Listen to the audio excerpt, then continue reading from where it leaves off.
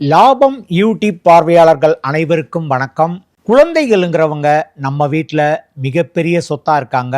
அந்த குழந்தைகளுக்காக நம்ம வாழ்க்கையை நடத்திட்டு இருக்கோம், நம்ம சம்பாதிக்கிறோம். அவங்களுக்கு எந்த குறையும் வராமல் நம்ம பார்த்துக்கணும் அப்படின்னு நினைக்கிறோம். ஆனால் அந்த குழந்தைகள் நம்ம பெரிய பணக்காரனாக ஆகணும்னு நினைக்கிறோமே ஒழிய அதற்கான ஏதாவது நம்ம ஒரு திட்டம் போட்டு வச்சுருக்கோமா அல்லது அவங்களுக்கு ஏதாவது நம்ம பண்ணுறோமா அப்படின்னா பெரும்பாலும் நம்ம பண்ணுறது கிடையாது. பெண் குழந்தையாக இருந்தால் நம்ம அந்த குழந்தைக்கு சின்ன சின்னதாக நகையெல்லாம் வாங்குகிறோம். ஆண் குழந்தையாக இருந்தால் பெருசாக நம்ம ஒன்றும் பண்ணுறது கிடையாது. அப்படியே நம்ம விட்டுறோம், படிக்க வைக்கிறோம் குழந்தைகளுக்கு, அவ்வளவுதான். மற்றபடி நம்ம அவங்களுக்காக பணம் சேர்த்து வைக்கிற ஒரு பழக்கம்ங்கிறது நம்ம சமூகத்தில் இன்னும் பெருவாரியாக வரல. ஒரு வீட்டில் குழந்தை பிறந்த உடனேயே அந்த குழந்தைக்காக நீங்கள் பணம் சேர்க்க ஆரம்பிக்கலாம். உதாரணமாக மியூச்சுவல் ஃபண்டில் எஸ்ஐபி முறையில் அந்த குழந்தைக்காக பணம் சேர்க்கறதுங்கிறது மிக சிறந்த திட்டமாக இருக்கும். அது குழந்தை பிறந்த உடனேயே நம்ம பண்ண ஆரம்பிச்சிடலாம்.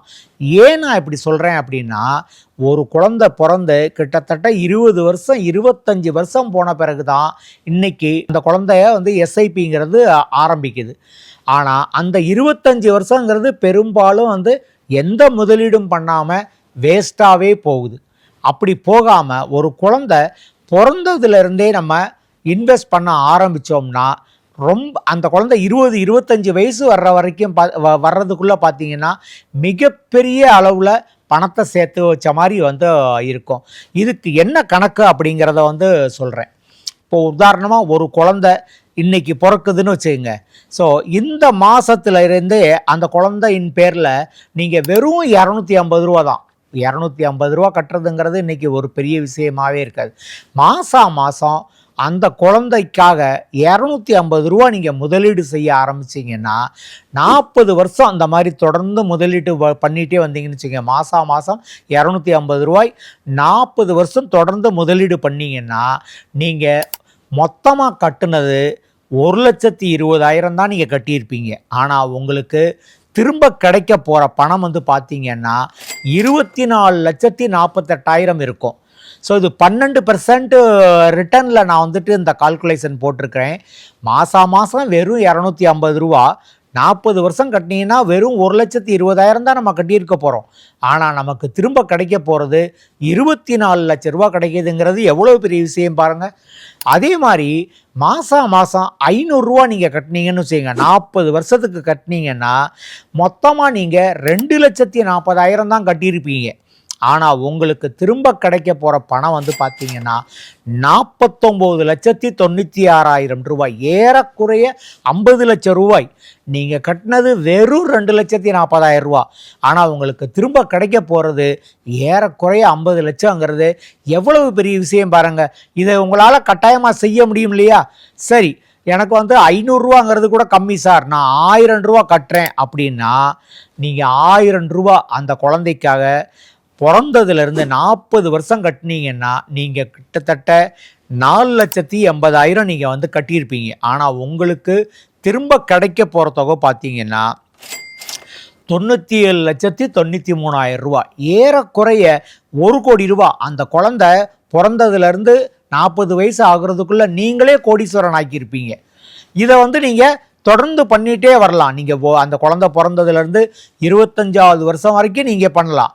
25வது வருஷத்துக்கு பிறகு அந்த குழந்தையே வேலைக்கு போக ஆரம்பிச்சிடும். ஸோ அந்த குழந்தையும் சம்பாதிக்க ஆரம்பிக்கும். அப்போ அதுக்கான பணத்தை அந்த குழந்தையே கட்ட ஆரம்பிச்சிருவான். அல்லது அந்த கட்டின பணம் போக இன்னொரு 1000 ரூபா கூட சேர்த்து பண்ண ஆரம்பித்தான்னா இந்த குழந்தை 40 வயசு வர்றப்ப குறைஞ்சபட்சம் 1 கோடியிலேருந்து 1,50 கோடி ரூபாய் வரைக்கும் அந்த குழந்தையால் சேர்த்து வச்சுருக்க முடியும். இன்றைக்கி 40 வயசில் இன்றைக்கி நிறைய பேர் இருக்காங்க. எத்தனை பேர் கோடீஸ்வரனாக இருப்பாங்க? பல பேர் சாதாரண அளவில் தான் பணத்தை வச்சுருப்பாங்க.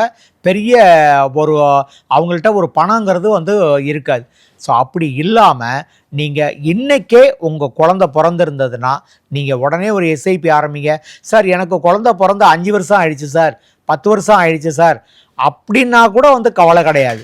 இந்த 10 வருஷத்துலேருந்து நீங்கள் 30 வருஷத்துக்கு எவ்வளோ பணம் சேர்க்க முடியும், அல்லது 5 வருஷத்துலேருந்து 35 வருஷத்துக்கு எவ்வளோ சேர்க்க முடியும்னு பாருங்கள். ஸோ ஆக ஒரு குழந்தை மினிமம் 10 வயசுக்குள்ளே இருக்கும் பட்சத்தில் அவன் பேரில் ஒரு 250 ரூபாயோ 500 ரூபாயோ அல்லது 1000 ரூபாயோ நீங்கள் சேர்க்க ஆரம்பிங்க. உங்கள் குழந்தைக்கு பின்னாடி ஒரு பெரிய அளவில் பணம் சேர்த்துருக்கிறதுக்கு இது மிகப்பெரிய உதவியாக இருக்கும். இதுக்காக நம்ம என்ன சார் செய்யணும், குழந்தை பேர்லையே நம்ம ஆரம்பிக்கலாமா அப்படின்னா, இது வந்து குழந்தை பேரில் ஆரம்பிக்கணுங்கிற தேவை கிடையாது. இது வந்து அப்பாக்கள் பேர்லேயே ஆரம்பிக்கலாம், அப்பாக்களோ அம்மாக்கள் பேர்லேயே வந்துட்டு ஆரம்பிக்கலாம்.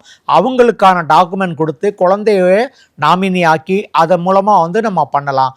குழந்தை வந்து 18 வயசு ஆகுறப்ப வேணும்னா அந்த குழந்தையின் பேர்லேயே வந்து நம்ம இந்த முதலீட்டை நம்ம வந்து மாற்றி கொடுக்குற மாதிரியும் வச்சுக்கலாம், அல்லது அப்பா பேர்லேயே வந்து இது பண்ணிவிட்டு மகன் அல்லது மகள் பேரை நாமினியாக வச்சு அவங்களுக்காகவும் நம்ம இந்த முதலீட்டை கொண்டு போகலாம். ஸோ ரொம்ப எளிமையான ஒரு திட்டம். இதை எல்லாரும் பண்ண ஆரம்பித்தாங்கன்னா உங்கள் குழந்தை 40 வயதில் மிகப்பெரிய பணக்காரனாக இருப்பாங்க. அவருக்கு வந்து பணத்தட்டுப்பாடுங்கிறது எந்த வகையிலும் இருக்காது. ஸோ இது தொடர்பாக உங்களுக்கு ஏதாவது உதவி வேணும்னா லாபம் டீமை கான்டாக்ட் பண்ணுங்கள். உங்களுக்கான சரியான வழிகாட்டுதலை கொடுக்கறதுக்கு நாங்கள் தயாராக இருக்கோம். நன்றி, வணக்கம். லாபம் ஆம்பி பதிவு பெற்ற மியூச்சுவல் ஃபண்ட் விநியோக நிறுவனமாகும்.